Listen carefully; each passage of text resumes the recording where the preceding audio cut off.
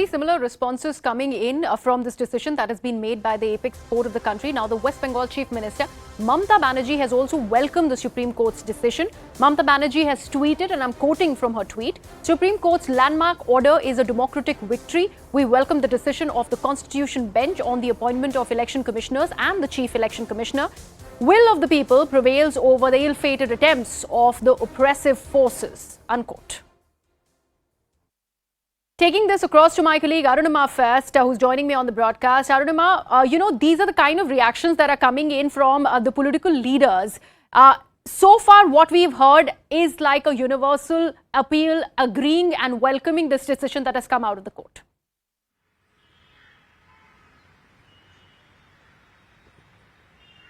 Can you say that again, please? I think I missed your voice. Arunima, I was just wanting to understand the kind of reactions that we have just managed to play out, and this breaking that we have just played out for our viewers, with even Mamata Banerjee welcoming this decision by the Supreme Court. It's a pretty unanimous sort of a response by the political parties. In the name of transparency, do you think this is how it is going to be, considering everybody has been welcoming this decision as opposed to what we've seen in the Supreme Court collegium debate?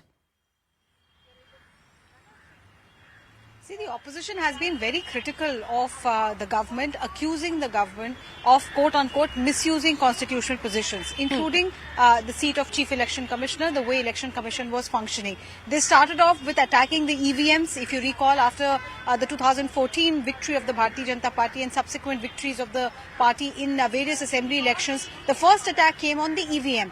Then they recalibrated their strategy, and even now, though you hear off and on about the way elections are conducted via EVM, you also see direct attacks on the manner in which elections themselves are conducted. So in that backdrop, opposition is claiming, that this is a big setback for the government. But one thing that needs to be pointed out here is that this new manner of nominating or appointing the Chief Election Commissioner is very similar to what we have seen in the case of Director CBI.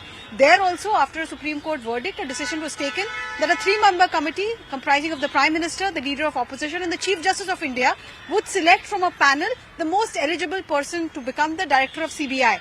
But you'd keep hearing opposition members attacking both the CBI and the ED. Yes, more ED than the CBI, but you do hear them attacking the CBI also for being a tool of the government, quote unquote. So if the process of appointment there also makes them unhappy and they continue to attack the agency, in a lot of opposition ruled states, the consent to prosecute has been taken away from CBI, then it just makes you wonder what really gives them hope that what the Supreme Court is saying now will really underline their criticism. All right. Arunima, thank you so much for that. Let me also bring in our colleague Ananya, who's joining us. He is going to bring us the court perspective. Ananya, 5-judge bench, coming out with this unanimous decision that this is what is going to be the norm now, till there is a fresh law that's been passed by the parliament. Says it all.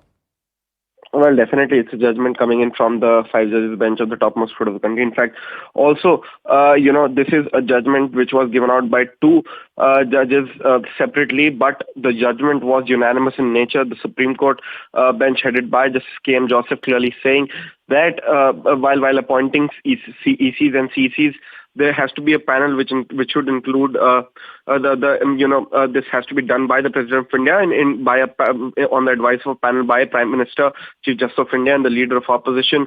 In fact, the judgment also goes on to say and reminds the people of the country that the power of the ballot is supreme and is capable of unseating the most powerful parties of the country as well, is what Justice K.M. Joseph had to say. While Justice Ajay Rastogi, who rendered a separate judgment, however, agreeing to what Justice K.M. Joseph said, added that the process of removal of the ECs should be same as that of the CEC, that is the Chief Election Commissioner, which is by way of an impeachment, is what Justice Rastogi added in his part of the judgment. So definitely a big order coming in from the Supreme Court. But as Arunima was pointing out, the procedure is same as of the appointment of the CBI director, and we've seen how it is being criticized. So how long would this integrity of the Election Commission of India and the appointment would sustain is basically depending upon how the opposition parties would be actually they are welcoming the judgment at this point of time, but would that be the same after a year, after 2 years when